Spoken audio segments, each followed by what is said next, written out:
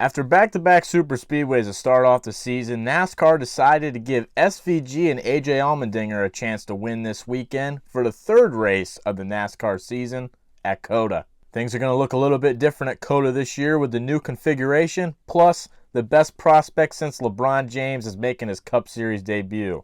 But the most important thing of all, there's paint schemes to review. Let's go. Starting us off this week with Ross the Boss. Can somebody please tell me when Ross became the voice of reason in NASCAR? Buddy looked like he was trying to give the recipe to his grandma's chicken pot pie to Carson Hocevar after the race. Is this not the same guy that was driving through everyone 2 years ago and then turned into a ginormous pussy? We don't want what happened to you to happen to Carson Hocevar. Just leave him alone. This paint scheme fucks though. 10. I'm just not clear on what I want to grade this paint scheme. I did unintentionally make the old man I work with a huge fan of you though, Syndrome. 6. I really like the magic trick that Austin Dillon does every year where you completely forget he exists until he does something controversial on the racetrack. You won't remember he exists on planet Earth this week because he's going to be way too far in the back to get any TV coverage, but maybe next week. 7. Noah Gragson went on the Door Bumper Clear podcast this week and explained to everyone how Rusty Rush from Rush Truck Centers is a wild guy. That's the most least shocking news I've heard since William Byron said he hasn't heard anything from Sabrina Carpenter. I mean, seriously, the dude's name is Rusty. What Rusty do you know that is not a crazy son of a bitch? 7. If Kyle Larson figures out how to win on a super speedway, the glaze is going to be through the charts. Glaze on. 10. RFK made me want to buy a flip phone in 2025 when they came out with a limited edition Brad Keselowski consumer cellular flip phone this week. The only thing I need to know is if I'm able to download TikTok on it. 10. This paint scheme gives me the same feeling as when a squirrel jumps out in front of your car and tries to juke it out and you think you're going to miss it and then splat! Depressing. 3. I really like what RCR tried to do here because not only did they try to make the race car look like a barrel of bourbon, but that's also probably how the car is going to drive this weekend. But Kyle Busch will probably will this thing to a 19th place finish while Austin Dillon runs 31st. 5.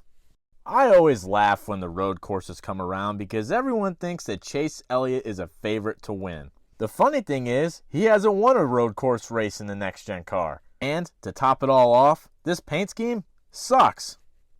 4. I'm so glad that we gave Ty Dillon his 5th opportunity at a full-time Cup ride. He's really proving that he deserves it this time around. It's okay, though. I'm sure he'll turn it around this week because just like his brother, he's really good on road courses. 5. I'm truly just at a loss for words to what to even say about Denny Hamlin anymore. Kind of like how he lost all his sponsors. 3. So Sydney Sweeney spends almost the entire summer with Ryan Blaney, and now she postpones her wedding with her fiancé of 3 years? Coincidence? I think not. As Kevin Harvick would say, I think Ryan Blaney has that riz. The next step for Ryan Blaney in his career is to co-star with Sydney Sweeney in a rom-com. 8. I'm not even going to acknowledge that this drink brand exists. 3. Mr. Buescher. I've already had a ton of people on Twitter tell me this week I need to bet on Chris Buescher because he's winning at COTA. I truly do hope that happens, but I'm not allowed to bet on Chris Buescher anymore. Unless I get crazy odds on him like I did at Kansas last year. But we all know how that ended. 10. If you're watching this and you have a pulse, or hell, even if you don't and you happen to be 300 years old and still collecting Social Security, you have more 2025 NASCAR Cup Series points than Chase Briscoe. But he definitely has you beat in the 2025 Cup Series Paint Scheme Review point standings because for the 4th time in a row, 10. Every weekend I let Emily pick 3 people she thinks could win the race. Right now she's batting 3 for 3, and lucky for me, I finally listened to my future wife and won some money this weekend, which probably means she'll go ice cold for the next 33 weeks. 7. I know that this is the same exact paint scheme that Austin Syndrome ran at the Clash this year, but for whatever reason, it just looks way worse on the 21. Because don't we all just love a waste of space on a race car? 2.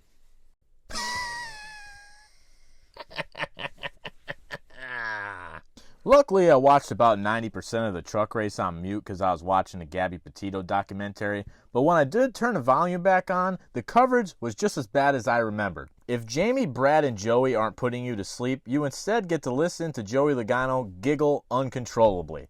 Please don't go into commentating when you retire. We're begging you. 6. I'm wondering if 2311 is doing a little bit of cost cutting, because it seems like half of their paint schemes are complete utter garbage, then the other half it seems like they're hiring someone that actually knows what the fuck they're doing. This one falls under the pretty good category. 8. William Byron can do a lot in 15 minutes, but it only takes him 2 seconds to wreck out of a race. If you don't understand what I'm referring to there, I really feel sorry for you, because that is William Byron's imaginary girlfriend, Sabrina Carpenter. If he is somehow able to bag Sabrina, I will have to apologize for everything bad I've ever said about him. But let's get real. This dude couldn't even bag the girl from Ole Miss that banged her boyfriend's dad. Although Mary-Kate and Willie sounds like a pretty good TV show. 7. Looking back on it, the new Aaron's Dream Machine was a lot better than I gave it credit for. Toddy's winning at Talladega. Book it. 10. See, now this is a 2311 paint scheme that falls under the shitty category. This car looks like it was designed by a cancer patient in the worst way possible. They really just took the base Monster Energy paint scheme and added some colors from Super Mario. This paint scheme is completely fucking awful. And if you think otherwise, I really apologize that you were born blind. 0.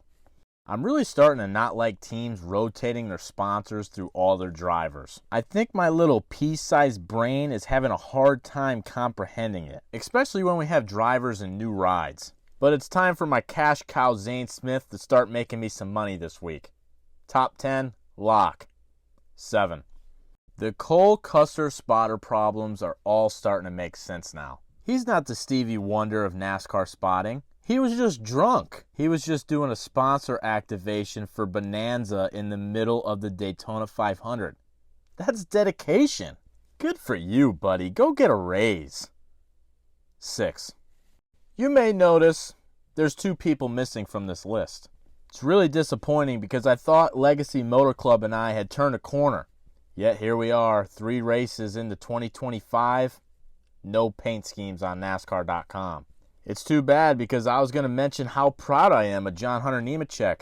He's one of only 2 drivers to finish top 10 in both races so far this season. I was actually going to try to give him a new nickname, John Hunter Top 10-a-check.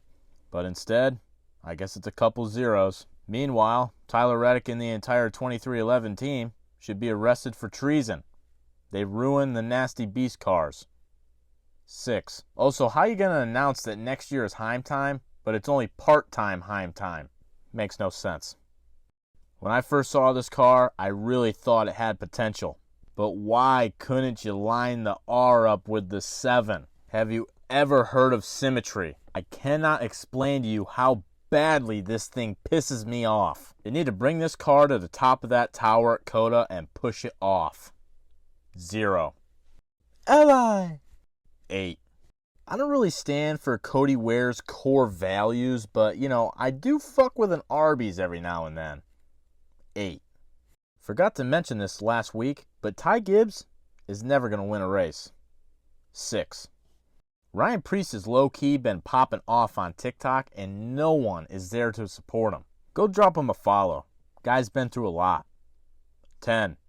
I think we all understand at this point that I'm not much of a fan for the Gamebridge paint schemes, but I will say it looks a lot better with the 71. I guess because it just fills more space. 7.